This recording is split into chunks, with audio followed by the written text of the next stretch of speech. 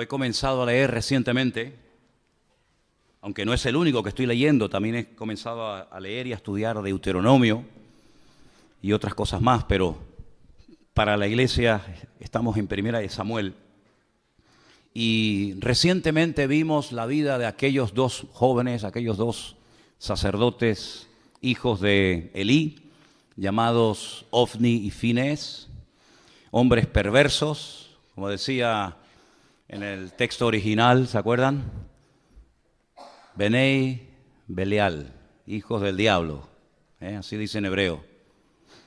Y qué interesante, cuando terminábamos un culto un día y nuestra hermana Beatriz me decía, tengo un micro secreto, algo que he descubierto de la Escritura, cuando el sacerdote Elí le dice a aquella mujer llamada Ana,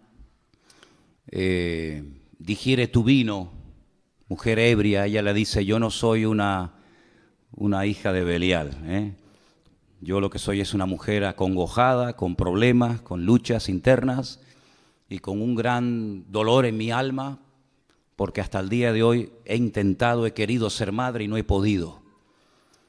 Y yo estoy derramando, le dice ella al sacerdote Elí, mi alma delante del Señor.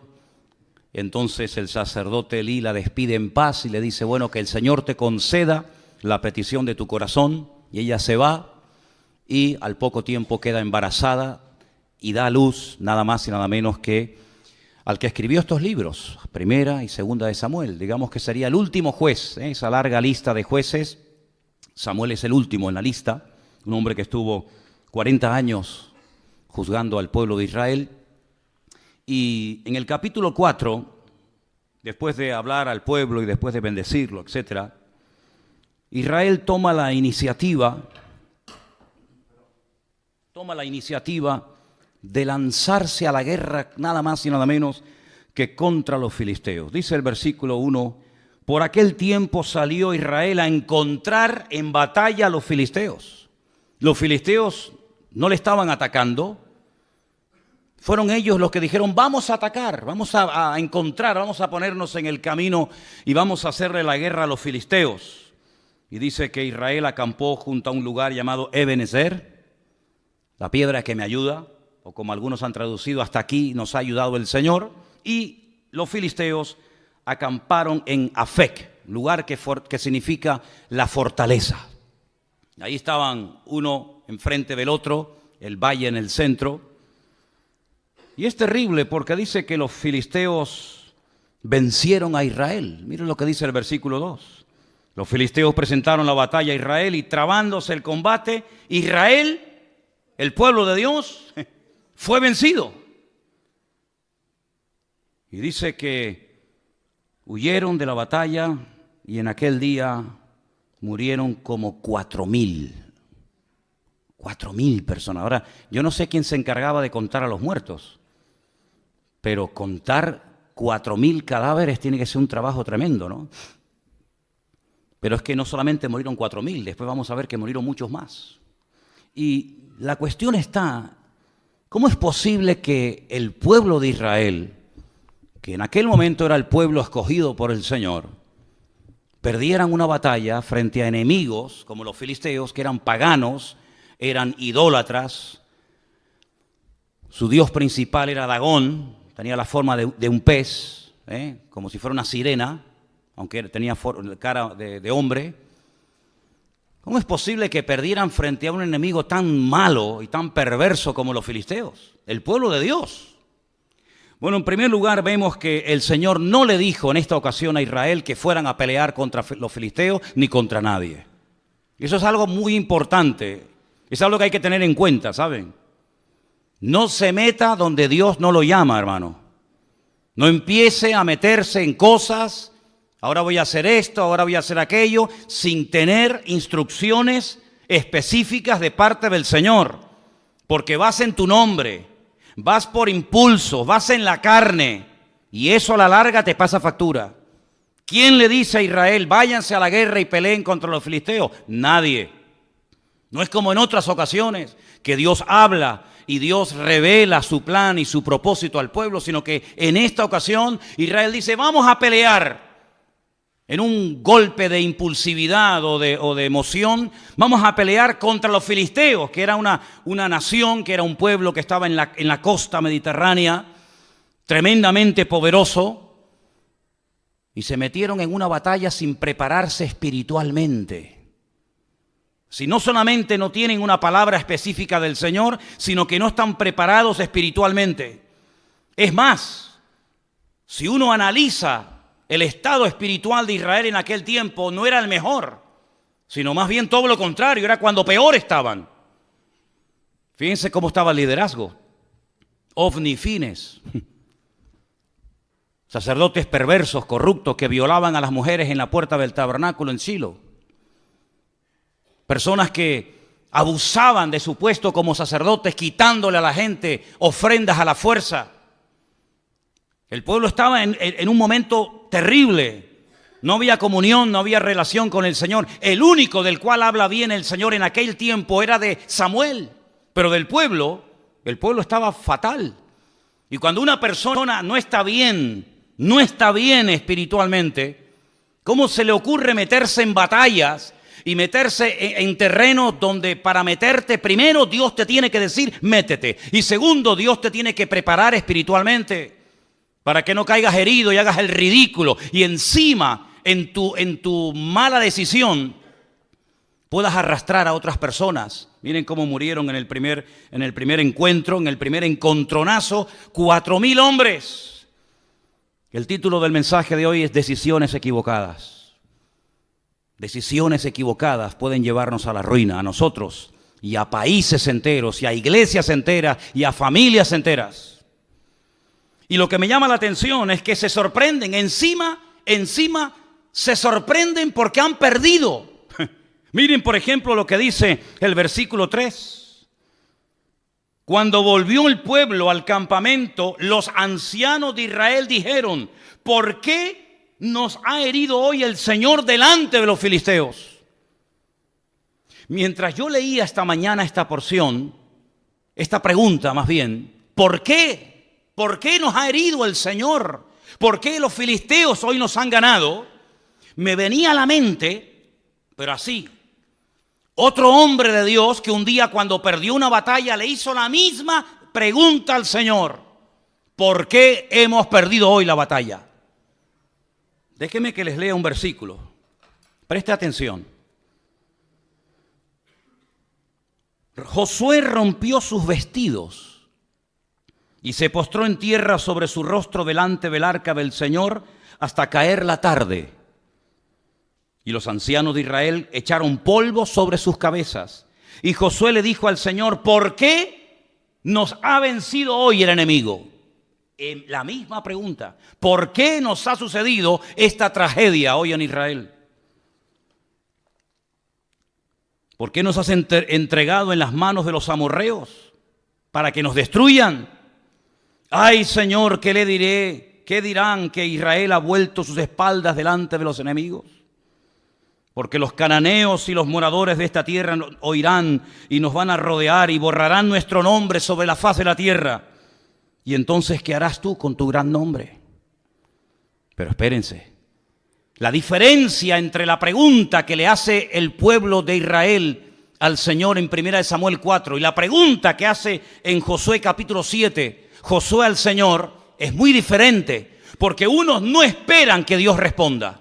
Cuando tú haces una pregunta, espérate a que se te responda. No preguntes y respondas al momento, sino infórmate, cerciórate si lo siguiente que quieres hacer es lo correcto o vas a seguir metiéndote más en líos. Sin embargo, con Josué fue diferente, porque él rasga sus vestiduras delante del Señor.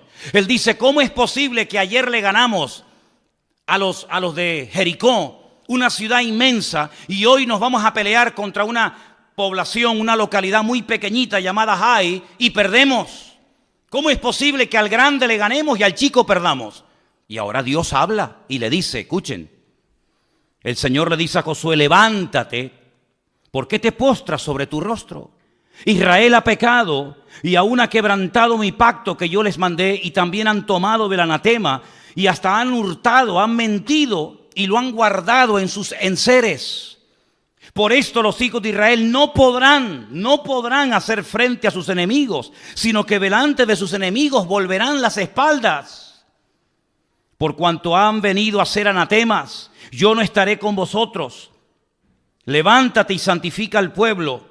Y todos conocemos el resto de la historia de cómo un solo hombre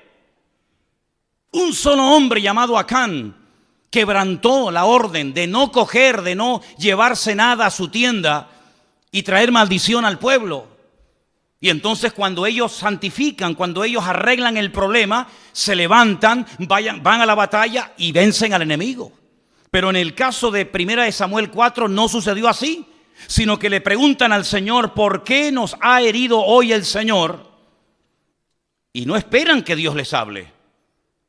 Es que a mí me sorprende algunas personas que se enfadan con Dios, se molestan con Dios porque le han salido algunas cosas mal y no tienen la paciencia y la sabiduría de decir, bueno, Señor, ¿en qué he pecado? ¿Qué he hecho mal?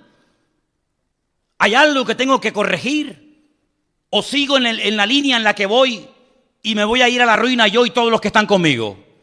No esperaron en el Señor, no dijeron, bueno, vamos a estar un tiempo en oración, en búsqueda sincera y genuina de parte del Señor, sino que automáticamente preguntan y mira lo que hacen. Versículo 3, traigamos a nosotros de Silo el arca del pacto del Señor para que viniendo entre nosotros nos salve de la mano de nuestros enemigos. Otro error más. Primer error, ir a la guerra sin que Dios te lo diga. Segundo error, no prepararse espiritualmente. Tercer error, trasladar el arca del Señor sin ningún mandato específico, creyendo que el arca del Señor es una especie de amuleto contra la mala suerte, creyendo que es una especie de talismán, creyendo que es una especie de objeto milagroso o de lámpara de Aladino, que en cuanto haga presencia en el campamento de Israel, todos los problemas se van a solucionar inmediatamente. ¿Cuánta gente se rodea de cruces, de estampitas, de resguardos, de amuletos, creyendo que de esa manera están protegidos contra los malos espíritus, las malas influencias, que Dios está con ellos? ¿Saben lo que demuestran las personas que recurren a cosas creadas por el ser humano para autoprotegerse contra el mundo espiritual? ¿Saben lo que demuestran? Que no conocen a Dios. Porque si conocieran a Dios, sabrían perfectamente que Dios no necesita de nada ni de nadie para proteger tu vida y pelear tus batallas. No tenemos que llevar cruces en el cuello para protegernos de nada. No tenemos que llevar ningún tipo de amuleto, de resguardo para decir, ay, es que por si acaso me hacen algo o por si acaso alguien me hace algo. No, mi hermano, el ángel del Señor acampa alrededor de los que le temen y los defiende, dice la Biblia. Y decía el rey David, y de esto sabía mucho, y aunque un ejército acampe contra mí, no temerá mi corazón, porque el Señor es mi luz y mi salvación. Bendito sea Dios. Ellos dijeron, no, traigamos el arca. No importa si estamos en pecado, no importa. No importa si nos llevamos mal los unos contra los otros. No importa si la santidad ya es la asignatura pendiente. No importa si estamos bien o mal. Traigamos el arca, que al fin y al cabo no cuesta nada traer un mueble, trasladarlo de un sitio a otro, y el arca por sí misma nos defenderá contra el enemigo. Pero el arca no fue diseñada ni creada por el Señor para tales objetivos. El arca era, digamos, un mueble. Tenemos ahí en la entrada una especie de réplica, ahí tenéis una fotografía de cómo podía ser el arca en aquellos tiempos. En su interior, en esta caja, en este cajón de madera de acacia forrado de oro por dentro y por fuera, se guardaba un poco de maná para recordarle al pueblo de Israel que Dios había suplido milagrosamente durante muchos años el alimento en el desierto. Se guardaban las tablas de los 10 mandamientos, las que rompió Moisés la primera vez y la segunda, que estaban intactas en su interior. Y también la vara de Aarón también se guardaba cerca de este arca. Era un mueble de oro. Arriba pueden ver, en la parte de arriba, entre las alas de los querubines, estaba lo que llamaban el propiciatorio, y era el lugar en donde entraba el sumo sacerdote una vez al año y derramaba la sangre de un sacrificio que previamente había hecho en la entrada, y allí oraba y allí intercedía para que Dios protegiera al pueblo de Israel durante un año más, hasta el próximo día del Yom Kippur, el día del perdón. Tremendo. Parece que el pueblo de Israel no termina de aprender la lección. No es la primera vez que recurren a un objeto creado, no es la primera vez que recurren a un objeto depositando su fe en el objeto más que en el Dios del objeto. Ya lo habían hecho en el monte Sinaí, ¿se acuerdan? Cuando dice la Biblia que según ellos, Moisés tardaba mucho. No sabían qué había ocurrido con el varón de Dios. Y entonces dijeron, mira, como no sabemos lo que ha pasado con este hombre, si está vivo, si está muerto, si vendrá o no vendrá más, vamos a hacernos unos dioses que nos vuelva otra vez a llevar por el desierto y volvamos otra vez a Egipto. Y dice la Biblia que Aarón, el hermano de Moisés, le pidió a la gente que les diera zarcillos y pendientes de objetos de oro, y lo fundieron y le dieron forma, y dice que hicieron un becerro de oro. Y entonces le dijeron, este es el Dios que te sacó de Egipto. Y cuando Moisés baja de la montaña se encuentra aquel espectáculo vergonzoso y les dice, ¿qué habéis hecho? Y Aarón, tratando de justificar lo injustificable, les dice, no sé, yo cogí el oro, lo eché en el fuego y salió esto. Así dice, léanlo. Yo eché el oro y de repente, no sé, ¡pum!, apareció así de la nada este becerro de oro. Y Moisés se indigna y rompe las tablas de los 10 mandamientos y tiene que otra vez volver a subir a la montaña, porque ellos lo que querían era tocar, ellos lo que querían era ver a ese Dios, que no era ese Dios ni mucho menos, ¿verdad? Ya también lo hicieron en la época de Gedeón. No sé si se acuerdan ustedes que Gedeón hizo un efod, que al final terminaron adorándolo. No sé si recuerdan la historia de cuando Moisés peca por murmuración en el desierto y mueren miles de personas. Y el Señor le dice que haga una serpiente de bronce y que la clave en un asta para que la gente cuando la mire, detrás de todo esto hay una explicación extraordinaria. Y dice que aquella serpiente de bronce en los tiempos de los reyes le presentaban incienso y fue objeto de adoración hasta que tuvieron que despedazarla. Y así el hombre tiene siempre como una tendencia a agarrarse a cosas. Y alguien dijo que potencialmente todos los seres humanos tenemos tendencia a la idolatría. Parece mentira. Hay gente que dice, no, yo no adoro a nadie, sí, pero luego pero tus hijos los adoras, ¿verdad? O adoras tu casa, o adoras tu trabajo, tu coche, o tus pertenencias. El hombre siempre está tratando de tener algo a lo cual agarrarse y de poder ver, Sin embargo, nos olvidamos de aquella palabra tremenda en el Evangelio según San Juan, capítulo 4, cuando el Señor Jesucristo dice que Dios es espíritu. Y los que quieran adorar a ese Dios de espíritu tienen que hacerlo en espíritu y en verdad. Y la palabra del Señor nos enseña que nuestro Dios no se puede hacer, no se puede medir, no se puede pensar, porque nuestro Dios es, primero, inmortal. Segundo, infinito. Dígalo conmigo. Tercero, inmutable. Cuarto, inalterable. Quinto, incomparable. Sexto, inigualable. Séptimo, inescrutable. Y así podríamos estar toda la noche enumerando características de nuestro Dios. Y nuestro Dios prohíbe que se le hagan a Él figuras de oro, de plata, de piedra, de bronce o de lo que sea, sino que al Señor tu Dios adorarás y a Él solo servirás, sin darle ningún tipo de forma, sin darle ningún tipo de medida, sino que nuestro Dios es espíritu y por eso Él ha puesto su espíritu en nosotros para que podamos comunicarnos con Él por la fe y no por vista. ¿Cuántos dicen amén? Pero Israel cayó en la torpeza de creer que porque venía el arca al campamento, lo cual trajo aparentemente mucho júbilo y mucho grito, pero solamente fue eso. Mucho grito, nada más. Hay algunas iglesias que a veces dicen, demos un grito de júbilo. Y después del grito de júbilo, ¿qué queda? Porque aquí gritaron, y dice que gritaron tanto que el enemigo se asustó. Y dice que gritaron de tal manera y con tal volumen que dice que la tierra tembló. Pero no hubo cambios en el mundo espiritual, era todo emoción. Es como cuando dice la Biblia que que aquellos huesos comenzaron a unirse el uno al otro y lo único que había era ruido, mucho jaleo, pero no había espíritu, no había presencia divina en lo que estaba ocurriendo en aquel lugar.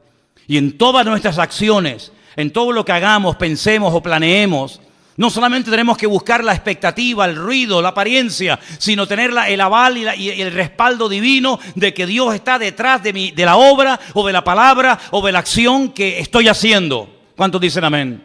El mismo Señor Jesucristo dice, lo que yo digo y lo que yo hago, no lo hago por mi propia cuenta, sino que hago y digo lo que el Padre me autoriza y me ordena que haga y que diga. Eso es un sometimiento total y absoluto a la voluntad divina, en palabras y en acciones, pero en estos nada que ver. Se quejan porque Dios nos ha abandonado, porque el enemigo se ceba con nosotros, pero escuchen, si vamos un poquito más adelante, por ejemplo, al versículo 10, cuando ellos ya se creen fuertes porque ya tienen el arca de la alianza entre ellos, dice, pelearon pues los filisteos, y otra vez dice, terrible, Israel fue vencido. Ya es la segunda vez. Primera vez te dio una paliza y 4,000 hombres perdieron la vida. Y no aprendes, no hay manera, vas de mal en peor y sigues y sigues y sigues. Pero ¿cuándo nos vamos a dar cuenta que lo natural es un reflejo de lo espiritual? ¿Cuántos millones de veces tengo que decir lo mismo? Que cuando las cosas van mal, Dios te está dando un mensaje que tienes que saber interpretarlo y tienes que pararte y preguntarle al Señor, Señor, ¿qué está ocurriendo? Porque no es como el mundo dice, bueno, es mala suerte, es una mala temporada, no. Sino que la palabra del Señor nos da principios concretos y específicos para que la victoria no sea algo casual, algo esporádico, sino sea la tónica habitual de nuestra vida. Y cuando en mi vida no hay victoria, cuando en mi vida lo único que hay son desgracias, follones, peleas, divisiones, enfermedades, conflictos, etcétera, etcétera, tienes que pararte, querido. Y tienes que preguntarle a tu Dios, que dicho sea de paso, es un Dios de amor, que quiere lo mejor para sus hijos. Señor, ¿qué estoy haciendo mal? No como esto que le decían, ¿por qué nos has abandonado? No, el problema no está que Dios les ha abandonado. El problema es que ustedes han abandonado a Dios. No le eches la culpa a Dios. Como dicen los inconversos que todos conocemos, ¿y si Dios es tan bueno? ¿No has encontrado gente así? Bueno, si Dios es tan bueno, ¿por qué se mueren los niños de hambre? ¿Y por qué hay guerras por aquí? Como si Dios fuera el culpable de todo eso. Y aquí está esa actitud reflejada. ¿Os dais cuenta que el corazón del hombre, da igual si es en el Antiguo, en el Nuevo Testamento, en la Edad Media o en el tiempo presente, el corazón del hombre es igual? Siempre tratando de buscar el chivo expiatorio, siempre tratando de echarle la culpa a algo o a alguien, menos a sí mismo. Claro, hemos perdido la guerra porque nos has abandonado. La culpa la tienes tú. Porque yo fui a la guerra, yo afilé mi espada, yo me fui con mi coraza, con mi yelmo, con mi jabalina, me fui preparado, pero tú no me apoyas, tú no estás conmigo, tú no me respaldas y por eso las cosas me van mal en la vida. No caigas en ese error. Los que hablan así son los que no conocen a Dios. Los que conocen a Dios pueden llegar a decir, aunque Dios me mate, lo seguiré adorando, porque yo sé que mi Redentor está vivo. Pero los que hablan así, ¿por qué nos has abandonado?, son los que están mal e intentan condenar a Dios para justificarse a sí mismos. Es como en una de las conversaciones profundas que Job mantiene con Dios, donde él intenta presentar argumentos convincentes. Y hay un momento en el que Dios le interrumpe y le dice, pero querido Job, ¿me vas a condenar a mí para justificarte tú? No, queridos. Cuando las cosas en la vida no ruedan y no salen en lo natural, en lo espiritual, en todas las áreas de nuestra vida, no hay bendición, no fluye la bendición de Dios, no tienes una vida atractiva, una vida que la gente diga, yo quiero ser como esa mujer, yo quiero ser como esa familia, yo quiero ser como ese hombre. Cuando tu vida es una vida de tragedia, de desgracia, de lío, de follones, cuando tu vida no es una vida que sea luz, sino es tiniebla, tienes que pararte y no echarle la culpa a Dios, sino preguntarte, Señor, ¿qué estoy haciendo mal? Y el Señor te va a hablar, como le habló Josué, ¿visteis? Y le dijo, no, es que el problema es que hay pecado y Dios no se puede mover y su gloria queda detenida cuando hay pecado y desorden en el pueblo. A mí me sorprende que siga lloviendo. A mí me sorprende que podamos seguir respirando. A mí me sorprende que aún estemos con vida. Y no es por nuestros méritos, sino es por la misericordia y por la gracia de nuestro Dios, ni más ni menos. ¿Estamos de acuerdo, hermanos? Vuelven a pelear y miren lo que pasa. No han aprendido. Hermanos, si no aprendemos de la historia, la volveremos a repetir. Así dijo David Ben-Gurión, primer presidente de Israel. Si no aprendemos de la historia, volveremos a repetir los mismos errores. Y me da la impresión de que hay muchos líderes políticos a nivel mundial que no han aprendido de la historia y que vuelven otra vez a repetir la historia y los mismos errores, y aún peor que en el pasado. Pelearon los filisteos, Israel fue vencido, huyeron cada cual a sus tiendas y fue hecha muy grande mortandad, pues cayeron de Israel 30.000 hombres de a pie. Primeramente habían caído 4.000, ahora 30.000, ya van 34.000 muertos. Pero cuando tú abres una brecha al pecado, el pecado siempre va más, es como un cáncer. El cáncer no va menos. El cáncer cada vez va más, amigo. Y si empezó de una forma muy sencillita y ahí prácticamente inapreciable, como no se actúe inmediatamente, eso se va a extender y cuando quieras meterle mano es demasiado tarde. No solamente ya han muerto 34.000 hombres, pero 34.000 hombres significa, no digo todos, pero muchos tendrían hijos. ¿Cuántos miles de niños quedaron en aquel tiempo huérfanos por una mala decisión? ¿Cuántas viudas? Porque la mayoría de estos hombres que iban a la guerra eran mayores de 20 años. De hecho, si no tenían 20 años o más, no podían ir a la guerra. Y a esas edades, la mayoría de los hombres ya estaban casados. Es decir, que no solamente quedaron miles de niños huérfanos, sino miles de mujeres quedaron viudas por una mala decisión. Pero no solamente fue eso, sino dice que en aquel segundo encuentro de Israel contra los filisteos, los dos hijos del sacerdote Elí murieron, Ofni y Fines. Versículo 17. El mensajero dijo: Israel huyó delante de los filisteos y también fue hecha gran mortandad en el pueblo, y también tus dos hijos, Ofni y Fines, fueron muertos, y el arca de Dios ha sido tomada. Ya están muriendo hijos por culpa de los padres. Ya no solamente son los padres los que mueren, también son hijos los que están muriendo por las malas decisiones de los padres. Jesús dijo en una ocasión una palabra tremenda, que a veces se cita así muy a la ligera y no nos paramos a pensar en la profundidad que contiene la misma. Él dijo: los tropiezos, no os engañéis, siempre vendrán. Es como cuando dijo: los pobres siempre estarán en el mundo. Cuando queráis podéis ayudar a los pobres. Siglo XIX, siglo XX, siempre habrá pobres, siempre habrá miseria, siempre habrá desigualdades, ¿verdad? Ricos, pobres, los que estén bien, los que estén abajo. Y él dijo: tropiezos, problemas y dificultades siempre vendrán, pero ay de aquel que me haga tropezar a uno de mis hijos y a uno de mis pequeños. Porque mejor le fuera haberse atado una piedra de molino al cuello y echarse a la mar que haber hecho tropezar a uno de estos pequeños. Si te quieres reventar y hacer lo que te da la gana, hazlo, allá tú, con tu conciencia y con tu Dios. Pero ten cuidado que en tu locura arrastres a tus hijos y el día de mañana te pese en el alma y en el corazón haberlos tenido del tingo al tango, ahora aquí y mañana allá, y al final ni comes ni dejas comer a tus hijos. Ten mucho cuidado, porque por la locura de esta gente, no solamente niños quedaron viudos, no solamente huérfanos, no solamente mujeres quedaron viudas, sino que ahora también están comenzando a morir hijos. Y es terrible cuando a veces por nuestras decisiones equivocadas, vuelvo a decir, decisiones equivocadas, título del mensaje de hoy, hacemos tropezar a otras personas que nos siguen, pero no porque te apoyen, sino porque no les queda otro remedio. Pero no te olvides que el que te sigue a la fuerza algún día te abandonará, porque los que nos tienen que seguir a nosotros no es por la fuerza, no es por la presión, sino es por la convicción. También seguían a Saúl, pero dice que le seguían temblando de miedo, pero sin embargo dice que había muchos que seguían a David desarmados, pero porque tenían una confianza tremenda en su líder, porque sabían que era el hombre más cerca del corazón de Dios. ¿Te das cuenta?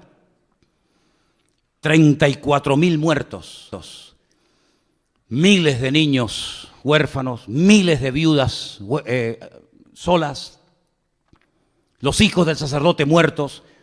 Pero hay más todavía, hay más todavía. Porque no doblan su corazón delante de Dios, porque no se humillan. Y cuando no se humilla el pueblo, cuando no pide perdón, el diablo se ceba y el diablo va por todas. Y ahora les roba el utensilio más sagrado en toda la historia del pueblo de Israel.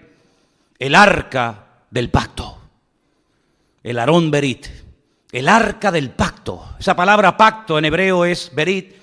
Es una palabra sagrada, es una palabra que tiene una connotación espectacular, porque un pacto no es un contrato. Un contrato se quiebra, se rompe cuando uno de los dos no cumple las condiciones. Pero los pactos que Dios ha hecho no se quiebran. Los pactos de Dios son eternos. Y ellos traen ese mueble que es el símbolo, es la representación física, tangible y visible de un pacto que un Dios eterno ha hecho con un pueblo que le está siendo infiel. Y lo que recurren es al tipo, al símbolo, en vez de al Dios del pacto. Qué tremendo cuando aquella mujer llamada Helena se dedicó a ir por Tierra Santa, sobre todo por Jerusalén, buscando reliquias. Era la madre de Constantino, supuestamente el primer emperador romano convertido o que reconoció y admitió el cristianismo como la religión oficial del Imperio Romano. Y fue a Jerusalén y comenzó a buscar el lugar donde Cristo había muerto. Y fue a Jerusalén buscando la túnica que le habían quitado los romanos cuando estaba clavado en la cruz. Y fue a Jerusalén tratando de encontrar astillas de aquella cruz y los clavos y las espinas y la sandalia y esto y aquello. Y ahí comenzó todo un negocio y toda una parafernalia litúrgica y religiosa acerca de cosas, ¿verdad? Y la gente hasta el día de hoy adora y se agarra y se aferra a cosas, al fin y al cabo creadas por el ser humano. Y cuando vamos a Israel yo le digo a la gente, ¿y qué más da? ¿Qué más da? Si sobre esa piedra el Señor se inclinó, se sentó o lloró, ¿qué más da? No deja de ser una piedra, no adoremos las cosas, adoremos al que vive por los siglos de los siglos, amén. Sin embargo, el hombre, como dije antes, tiene una tendencia brutal a la idolatría. Y si no tiene nada o a nadie a quien adorar, recurre a la peor de todas las idolatrías, que es la egolatría, que es adorarme a mí mismo y decir yo soy el dueño, yo soy el Dios. Y encima le digo al verdadero Dios, tú no existes, el que existe soy yo. Esa es la peor de las idolatrías. Y esto es lo que le pasó al pueblo de Israel, un pueblo que tenía que ser cabeza, y se convirtió en la cola y en el hazmerreír de los filisteos en aquella época. Quiero que volvamos a ver esa imagen donde veíamos el territorio que ocupaban los filisteos en aquella época. Esa franja mediterránea larga, de más de 50 kilómetros de largo, en color rojo. Era el territorio que en aquellos tiempos ocupaban los filisteos. Los filisteos no eran originarios de allí. No. Los filisteos eran un pueblo, la mayoría de los historiadores dicen que puede ser que vinieran de la isla de Creta. No eran oriundos de Canaán, eran de otro lugar que decidieron trasladarse en barco y tomar posesión de esas ciudades tan importantes que hasta el día de hoy existen. Por ejemplo, tal vez la ciudad más famosa que tenía los filisteos en aquel tiempo, que sigue existiendo hoy en día, es la ciudad de Gaza. ¿Quién no ha oído hablar de la franja de Gaza? A continuación estaba la ciudad de Askelón, donde murió ¿quién? Sansón, en el templo del dios Dagón. A continuación estaba la ciudad de Asdod. Estamos hablando de ciudades preciosas. He tenido la oportunidad y el privilegio con Elena de visitarlas. La ciudad de Askelón es una belleza de ciudad. Asdod, ni te imaginas. A continuación estaba Ecrón y a continuación estaba Gat. Son las 5 ciudades de los filisteos. Las 5 piedras que David cogió del arroyo era para matar a los 5 gigantes de las 5 ciudades más importantes del Mediterráneo, en aquel tiempo dominadas por los filisteos: Gaza, Asdod, Askelón, Ecrón y Gat. Ellos controlaban la salida y la entrada de mercancías. Los puertos principales, los puertos que en aquel momento operaban, estaban allí.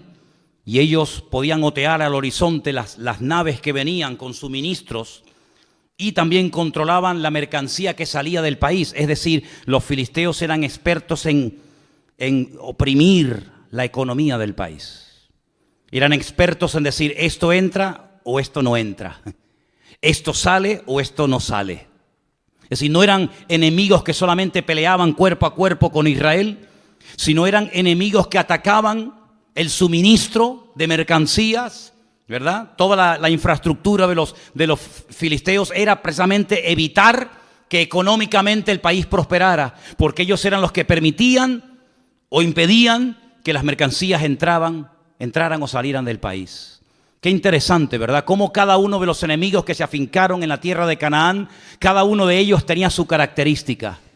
Qué tremendo cuando aquel filisteo desafía al pueblo de Dios. Lo vamos a ver más adelante en estos próximos días en el libro de Samuel. Y cómo David reconoce, cómo David discierne espiritualmente que detrás de ese gigante, detrás de esa masa de carne, detrás de ese hombre natural, hay un poder, un principado espiritual que lo que intenta es ahogar y lo que intenta es amedrentar y asustar al pueblo de Dios. El arca es robada, se la llevan los fariseos a su tierra. No es que obraran mejor que los israelitas, pero a veces, escúchame bien, los inconversos son el látigo que Dios utiliza para tratar con tu vida. Escucha bien esto que te acabo de decir. Tal vez lo has oído o tal vez la primera vez en tu vida que un pastor te dice esto. Ten cuidado porque si no escuchas la voz de Dios, si no prestas atención a la voz de Dios, puede ser que Dios le permita a algún inconverso golpearte y humillarte para que busques a Dios sí o sí. No te olvides que Dios puede utilizar al faraón para decirte ven y toma tierras y vive de maravilla, o al mismo faraón o a otro lo puede utilizar para amargarte la vida y para impedirte y coaccionarte tu libertad. Dios puede utilizar a un Nabucodonosor para destruir a un templo y para destruir una civilización y para destruir a todo un pueblo y una ciudad, y al mismo personaje el Señor lo puede utilizar para levantarte y para prosperarte y ponerte con autoridad y con poder en Babilonia, como fue el caso de Daniel, Mesac, Abednego y Misael. No te olvides que Dios puede utilizar a un Ciro, ¿verdad?, para volver a reconstruir el templo, o puede utilizarlo para destruir el templo. En otras palabras, Dios quiere tratar con tu vida sí o sí. En esta iglesia o a la que vayas, no puedes huir del trato de Dios. Si no le escuchas por las buenas, tendrás que escucharlo por las malas. Si no le atiendes por lo espiritual, te tocará la fibra física, y si no la mente, y si no la economía, y si no la familia, pero sí o sí, Dios no se va a detener, sino que Dios tiene un propósito y un diseño para nuestra vida, y Él puede utilizar al jefe que te paga no pagándote, o puede utilizar al jefe que te paga para bendecirte y para ayudarte, o para amargarte la existencia y la vida, y puede utilizarlo para ponerte en el puesto de trabajo que anhelas y quieres tener, o para ponerte en el sitio donde jamás en tu vida te gustaría entrar y pisarlo. En otras palabras, Dios puede utilizar el martillo, la mula, el perro, el sol, la luna, las estrellas o lo que haga falta. Pero a Dios no lo va a detener nada ni nadie, porque Dios dice que no parará de obrar en nosotros hasta que Él venga a buscarnos y quite nuestras arrugas y quite las manchas de nuestra vida. ¿Cuántos dicen amén? Por eso, queridos hermanos, entremos por las buenas en el trato de Dios, porque yo dije en una ocasión, y creo que algunos lo recordarán, que al listo, con una simple mirada, capta el mensaje. Pero al tonto, ni tirándole piedras, se entera de la película. Era como antiguamente, los padres miraban a los hijos y le transmitía telepáticamente un mensaje que el chiquillo interpretaba al momento. No hacía falta traductor de Google ni vainas raras, sino que la simple mirada del viejo, cuando coincidía con la tuya, te estaba diciendo o te quedas quieto, o cuando vaya a casa te meto un cogotazo que te vas a enterar, malcriado. Todo eso te lo decía con la mirada. Hoy en día te manda WhatsApp, abre una página de Facebook tu viejo, te manda todo lo que quiera y no te enteras. Vamos a leer algunos versículos interesantes. Proverbios 3, del 31 en adelante. Proverbios capítulo 3, si me los ponen casi mejor. 31 al 33, perfecto. Proverbios 3, del 31 al 33. No envidies al hombre injusto. ¿Conoces a alguien que se porta injustamente contigo? ¿No? Bueno, yo sé que ustedes siempre están en otro nivel, están en una dimensión espiritual allá que yo todavía no he llegado, pero si algún día conoces a alguna persona injusta que le va bien, tiene un buen coche y tal y cual, dice, no lo envidies, no tengas envidia del injusto, ni escojas ninguno de sus caminos, porque el Señor abomina. Ay, nos habían dicho que Dios ama al pecador y aborrece el pecado. ¿No nos habían dicho eso? Pues es que eso no está en la Biblia. No, hermano. La Biblia dice que Dios ama al pecador, pero aborrece el pecado. ¿Y dónde está eso? Eso no es en la Biblia. Eso se lo inventaron yo no sé quién. Yo lo que leo es que Dios abomina al perverso. ¿Cómo va a amar Dios a un violador de niños? Tendrá que arrepentirse de su pecado para cambiarlo y para hacer algo en su vida. Pero mientras no se arrepienta, el violador, el asesino, el ladrón, el injusto, etcétera, etcétera, dice, Dios lo abomina. Abomina al perverso. Pero su comunión íntima, ¿con quién es? Con los justos. Y el 33, porque la maldición de Dios, ay amigo, ahora se va a dar cuenta porque hay gente que está así. Porque la maldición de Dios es real, es tan real como la bendición de Dios, igual. La maldición de Dios, ¿dónde está? En la casa del impío, de los que le han dado la espalda a Dios. Pero Él bendecirá la morada, la casa de los justos. Así es lo que dice la palabra. Salmo 37. 1 y 2, un salmo que le gusta mucho a Miriam. Salmo 37, 1 y 2, es precioso. No te impacientes a causa de los malignos. Otra vez la envidia. Ni tengas envidia de los que hacen iniquidad. Porque como hierba serán pronto cortados y como hierba verde se secarán. ¿Cuántos dicen amén? Y el último. Segunda de Pedro, capítulo 2, del 20 al 22.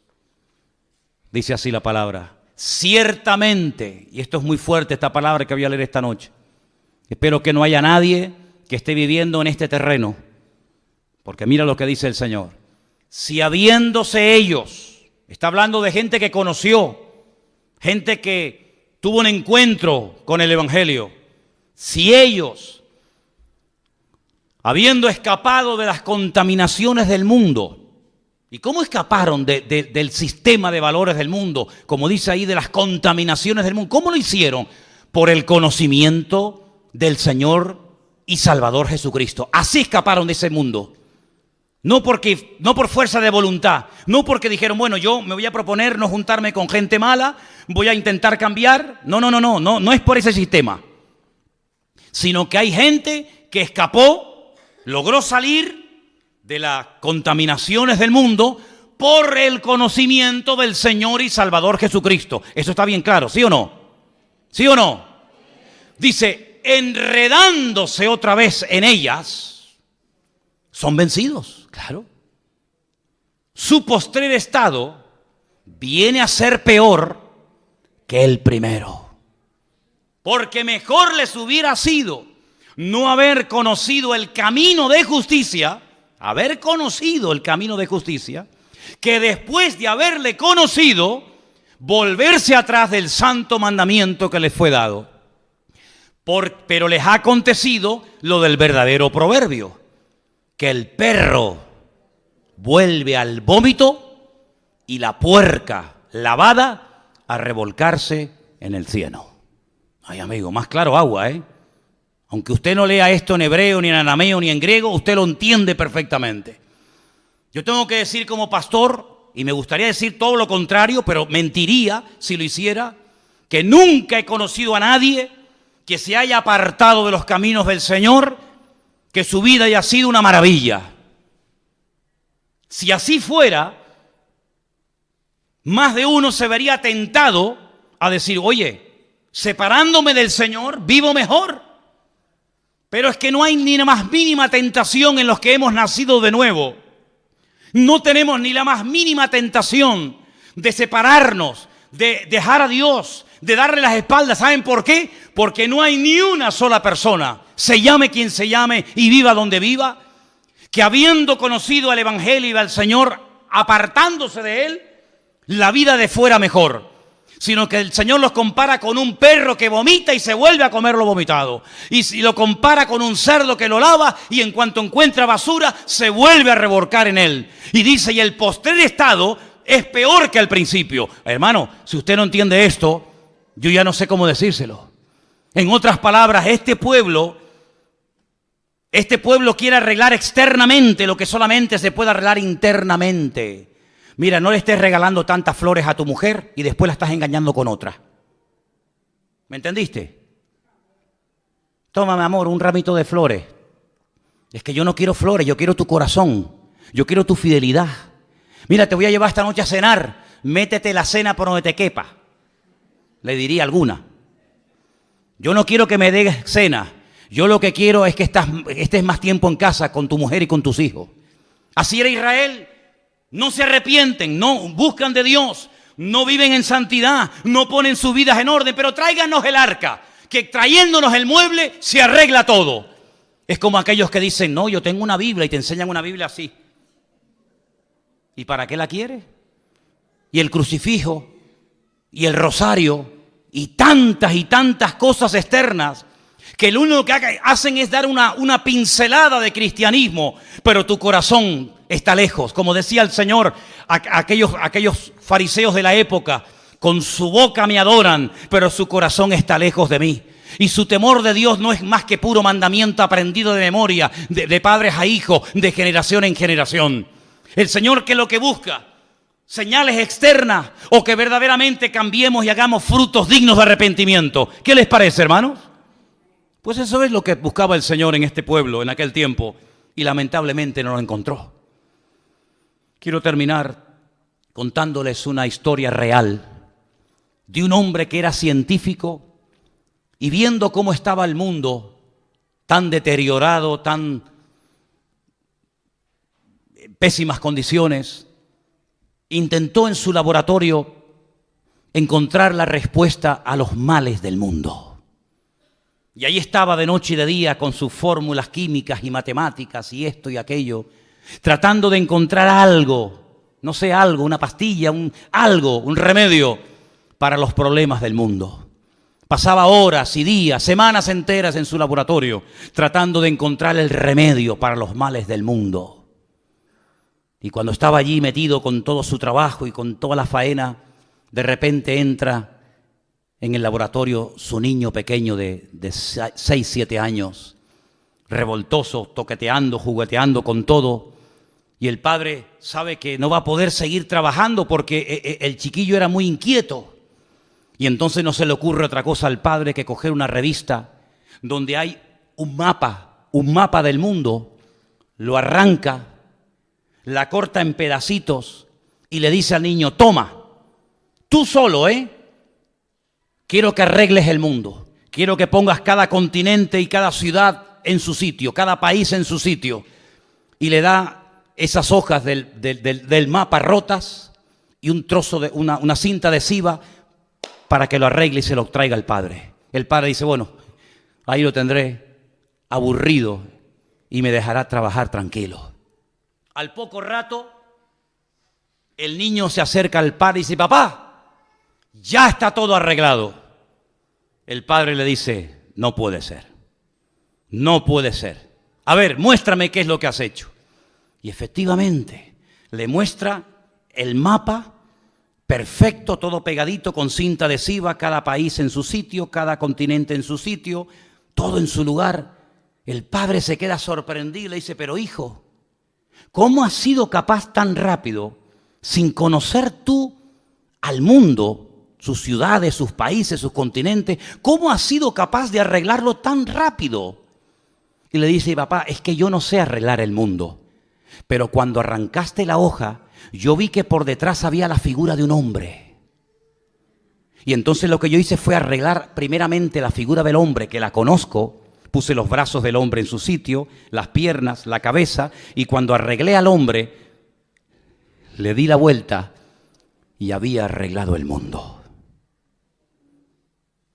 Eso es lo que intentan hacer los seres humanos, arreglar el mundo. Pero para arreglar el mundo, primeramente hay que arreglar el corazón del hombre. Y el corazón del hombre no lo puede arreglar nadie, más que solamente su Creador, porque Él sabe perfectamente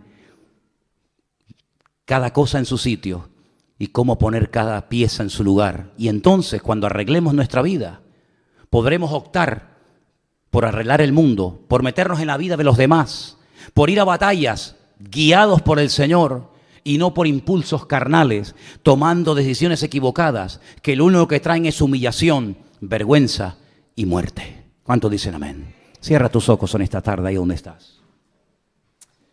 Aleluya. Gracias, mi Señor.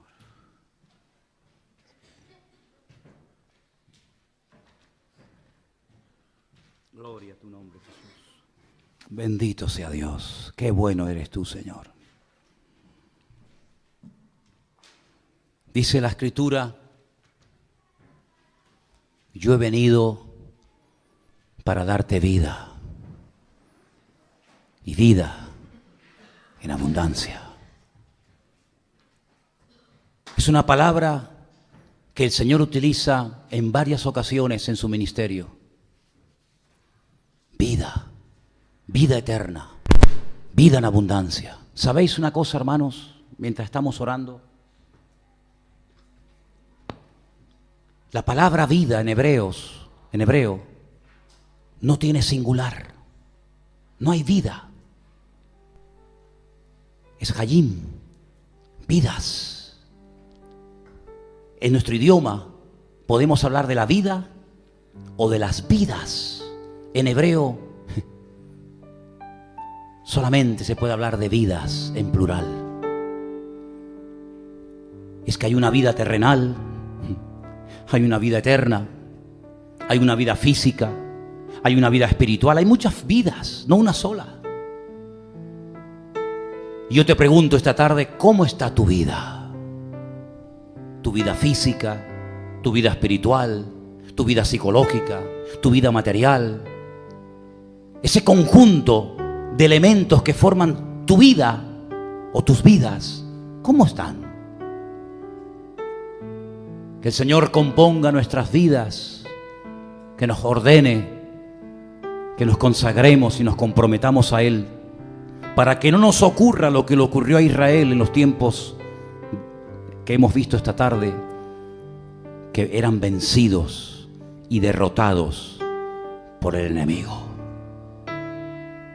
Tú has sido creada, diseñada por la mano del Creador, bendito sea su nombre, para que tu vida sea una vida de bendición y una vida con propósito, no una vida rota, no una vida despedazada, hecha a pedazos. Si así fuera, como el niño de la historia que supo poner cada cosa en su sitio, el Creador del universo, nuestro bendito y amado Señor, está aquí esta tarde para poner nuestras vidas en orden y darnos paz desde que te levantas hasta que te acuestas. La paz del Señor, que sobrepasa todo entendimiento, guardará vuestros corazones y pensamientos en Cristo Jesús. Porque Él guardará en paz, en completa y profunda paz, aquel cuyo pensamiento en ti persevera, por cuanto en ti ha confiado. Mi paz os dejo, mi paz os doy, no como el mundo la da. Así que, queridos hermanos, la paz es el regalo de Dios para sus hijos. Es el pan para los hijos, la paz de Dios, el shalom de Dios, es para nosotros. Recíbela en esta tarde, llévatela a tu casa. Que tu casa sea un hogar de paz. Pero para que sea un hogar de paz, Él tiene que ser el príncipe de la paz en esa casa. De lo contrario, me temo que será imposible. Señor, venimos a ti en esta tarde, postrando nuestra voluntad a tus pies y diciéndote, Señor, toma nuestra vida en tus manos y opera en nosotros tu perfecta y maravillosa voluntad, Señor Jesús. Ora al Señor ahí donde estás. Ora al Señor. Preséntale su vida. Encomiende al Señor su camino. Confíe en Él, que Él lo hará.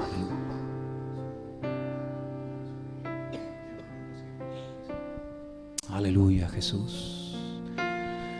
Bendito sea tu nombre. Ahí donde estás sentado, tranquilo, ora, busca de Dios, busca de Dios. Pon tus pensamientos en los pies de Cristo. Pon tu vida ante el altar de Dios.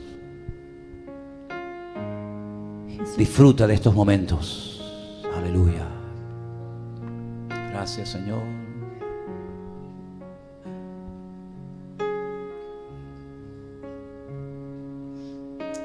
Gracias, mi Señor. Jesucristo, reinas con poder, soberano, victorioso Rey.